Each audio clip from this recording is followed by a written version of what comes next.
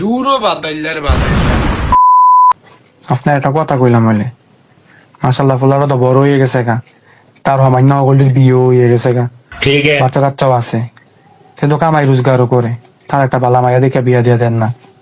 সে তো বোঝে না, আমার কাছে কইতে পারে না ফুলাটা, উই দেখেন না দাঁড়ায় দাঁড়ায় কথা হন, তো দিকে একটা বালা সে বিয়া দিয়ে দেন আপনি, আপনার দাদিলে আর কেডা দিব কন?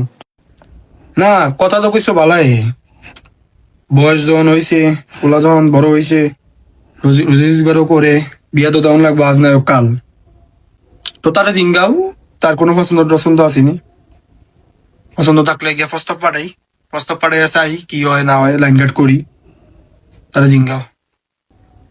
কিরে, তোর কোনো পছন্দ টছন্দ আসেনি? পছন্দ থাকলে ক, আমি আছি, তোর আব্বাই আছে, আব্বারে ক, কইলে তো তোর কইব, বুঝত নি?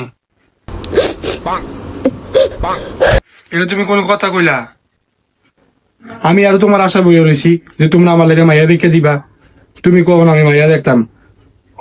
দূরও বাদাইল্লার বাদাইল্লা, তোর দ্বারা একটা মাইয়া ফাটানো জুটছে না রে।